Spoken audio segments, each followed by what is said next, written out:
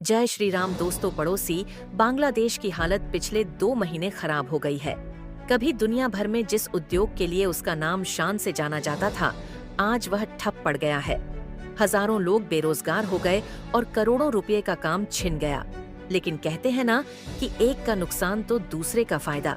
बांग्लादेश की इस मुसीबत का फायदा भारत को मिलने वाला है और अब भारत करेगा दुनिया भर के मार्केट में कब्जा।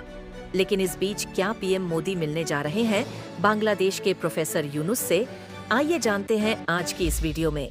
पर आगे बढ़ने से पहले आप सभी लोग इस वीडियो को एक लाइक करें और साथ ही चैनल को सब्सक्राइब जरूर कर लीजिए, क्योंकि यह आपके लिए सिर्फ 1 सेकंड का काम है, लेकिन इससे हमारी काफी बड़ी मदद होती है।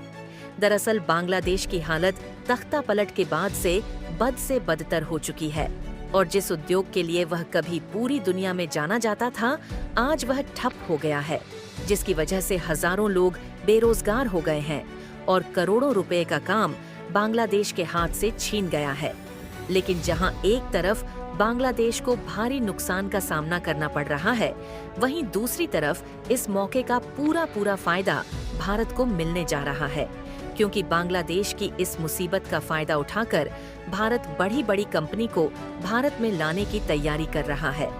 दरअसल दुनिया की कई बड़ी कंपनियां अब बांग्लादेश में अपना कारोबार बंद कर भारत के राज्य उत्तर प्रदेश आने की तैयारी में है, क्योंकि हिंदुस्तान टाइम्स के मुताबिक बांग्लादेश के हालिया हालात ने वहां के कपड़ा उद्योग की कमर तोड़ दी है और हालात ऐसे हैं कि देश में 700 से 1000 छोटी और मध्यम गारमेंट और टेक्सटाइल इकाइयां बंद हो गई हैं। हिंदुस्तान टाइम्स के अनुसार बांग्लादेश के हालिया हालात ने उसके कपड़ा उद्योग की कमर तोड़ दी है। आलम यह है कि देश में छोटे और मझोले गारमेंट और टेक्सटाइल यूनिट बंद हो चुकी है। इससे सरकार और कारोबारियों को हजारों करोड़ के ठेके का नुकसान तो हुआ ही, बल्कि इसके साथ ही वहां के लाखों कामगारों के हाथ से काम भी छिन गया है और अब इसका सीधा फायदा भारत को मिलने वाला है, जहां अब कई बड़ी कंपनियों ने भारत के राज्य उत्तर प्रदेश की राजधानी लखनऊ के पास अपना उद्योग लगाने के लिए सरकार से संपर्क किया है। कई बड़े ब्रांड ने यूपी के मुख्यमंत्री योगी आदित्यनाथ सरकार से संपर्क किया और लखनऊ हरदोई रोड पर टेक्सटाइल पार्क बनाने का प्रस्ताव दिया। यह पार्क 1162 एकड़ में बनाने की तैयारी है। मामले से जुड़े अधिकारी का कहना है कि टेक्सटाइल पार्क के लिए जमीन आवंटन की प्रक्रिया शुरू की जा चुकी है और इसके लिए इंफ्रा का काम भी चल रहा है। कुछ लोगों का सवाल है कि कौन सी कंपनियां हैं जो यहां आएगी, तो आपको बता दें, यूपी में टेक्सटाइल पार्क लगाने के लिए Arvind Mills Vardhman Reliance Industries Limited और आहूजा टेक्सटाइल मिल्स ने योगी सरकार से संपर्क साधा है। आपको बता दें, इस टेक्सटाइल पार्क में करीब 400 छोटे बड़े यूनिट लगाए जाएंगे, जिससे फायदा यह होगा कि 50,000 लोगों को प्रत्यक्ष तौर पर रोजगार मिलेगा और लाखों अप्रत्यक्ष नौकरियां भी पैदा होंगी। इसको लेकर यूपी के एमएसएमई खादी एवं कपड़ा मंत्री राकेश सच्चान का कहना है कि नए ऑर्डर को पूरा करने के लिए सभी बड़े ब्रांड अपना प्रोडक्शन बढ़ाने की दिशा में काम कर रहे हैं। लखनऊ के पास बन रहा नया टेक्सटाइल पार्क इन कंपनियों को अपना उत्पादन बढ़ाने का अवसर देगा, जहां इस पार्क में बिजली, पानी, सड़क और वर्कफोर्स सभी उचित दरों पर उपलब्ध कराया जाएगा। भारत सरकार की मंशा है कि अगले 5 साल में कपड़े का एक्सपोर्ट करीब 8.4 लाख करोड़ रुपए तक पहुंच जाना है। लेकिन इस बीच एक बड़ी खबर आ रही है, जिसके मुताबिक यूनुस के नेतृत्व वाली बांग्लादेश की अंतरिम सरकार अराजकता रोकने में नाकाम साबित हो रही है, जिसके बाद एक बार फिर देश के भीतर सैन्य शासन की आहट बढ़ती जा रही है। इस बीच अंतरिम सरकार ने तात्कालिक प्रभाव से सेना को कार्यकारी मजिस्ट्रेट की शक्तियां दे दी है। बांग्लादेश के लोक प्रशासन मंत्रालय ने मंगलवार को इस मसले को लेकर गजट अधिसूचना जारी की। इस गजट के मुताबिक सेना के अधिकारी अगले 7 दिनों तक पूरे बांग्लादेश में जिला मजिस्ट्रेट की देखरेख में बतौर कार्यकारी मजिस्ट्रेट काम कर सकेंगे। मंत्रालय की तरफ से जारी आदेश में कहा गया है कि यह निर्देश पूरे बांग्लादेश में लागू होंगे। Bangladeshi media outlet daily star से सरकार के एक सलाहकार ने बताया कि मजिस्ट्रेट की शक्ति मिलने के बाद सेना के अधिकारियों के पास लोगों को गिरफ्तार करने और हिरासत में लेने का अधिकार होगा। आत्मरक्षा और अधिक जरूरत होने पर सैन्य अधिकारी गोली भी चला सकते हैं। अंतरिम सरकार के कानून सलाहकार आसिफ नजरुल ने इस फैसले की वजह बताते हुए कहा कि कई जगहों पर स्थितियां विध्वंसक हैं।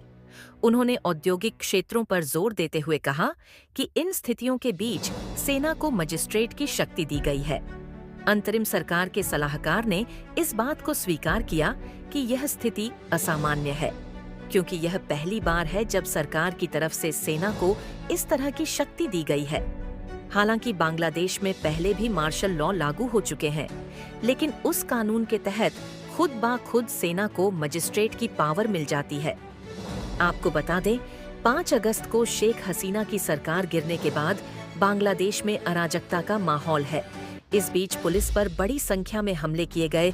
अराजक तत्वों ने पुलिस की गाड़ियों और कई पुलिस स्टेशनों में आग लगा दी थी। पुलिस वालों को अपनी वर्दी निकालकर छिपना पड़ा था।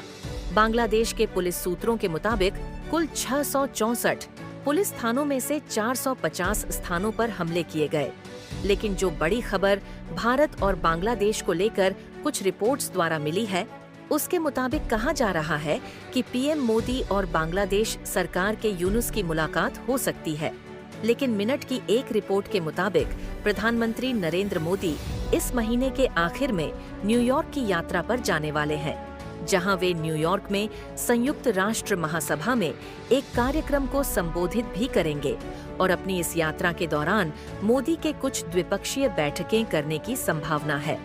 हालांकि रिपोर्टों के अनुसार प्रधानमंत्री के बांग्लादेश की अंतरिम सरकार के प्रमुख यूनुस से मिलने की उम्मीद नहीं है, जबकि ढाका ट्रिब्यून के अनुसार सितंबर के दूसरे सप्ताह में बांग्लादेश ने यूनुस और मोदी के बीच बैठक के लिए भारत से औपचारिक अनुरोध किया था। लेकिन यूनुस द्वारा हाल ही में की गई टिप्पणियों की पृष्ठभूमि में यह बैठक असंभव प्रतीत होती है।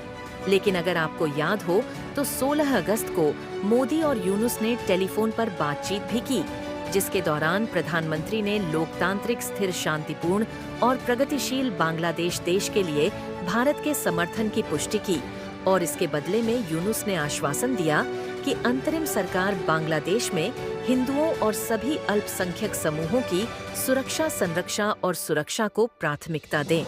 कि फिलहाल यह बात साफ है कि पीएम मोदी की मुलाकात बांग्लादेश अंतरिम सरकार के प्रमुख यूनुस से नहीं होगी, लेकिन पीएम मोदी 21 से 23 सितंबर तक संयुक्त राज्य अमेरिका की यात्रा पर रहेंगे, जिसके दौरान वह डेलावेयर के विलंब किंडरगार्टन में क्वाड शिखर सम्मेलन में भाग लेंगे। और अगर आपको क्वाड के बारे में नहीं पता तो बता दो, क्वाड 4 देशों ऑस्ट्रेलिया, भारत, जापान और संयुक्त राज्य अमेरिका के बीच एक कूटनीतिक साझेदारी है, जिसकी मेजबानी अमेरिकी राष्ट्रपति जो बाइडेन कर रहे हैं, जहां प्रधानमंत्री न्यूयॉर्क में संयुक्त राष्ट्र महासभा में भविष्य के शिखर सम्मेलन को संबोधित करेंगे। लेकिन भारत के लिए यह बहुत फायदे वाली बात है कि बांग्लादेश की सिलाई मशीन ठप पड़ चुकी है, जिसका पूरा फायदा भारत को मिलेगा। तो मित्रों, आपको क्या लगता है, क्या भारत इस मौके का पूरा फायदा उठाकर भारतीय कपड़ा उद्योग को ग्लोबल लेवल पर ले जाएगा या नहीं? कमेंट बॉक्स में अपनी राय अवश्य दें और ऐसी ही भारत से जुड़ी इंटरनेशनल खबरों के लिए चैनल को सब्सक्राइब करें। साथ ही बेल आइकन को भी जरूर दबा दें। जय हिंद, जय भारत।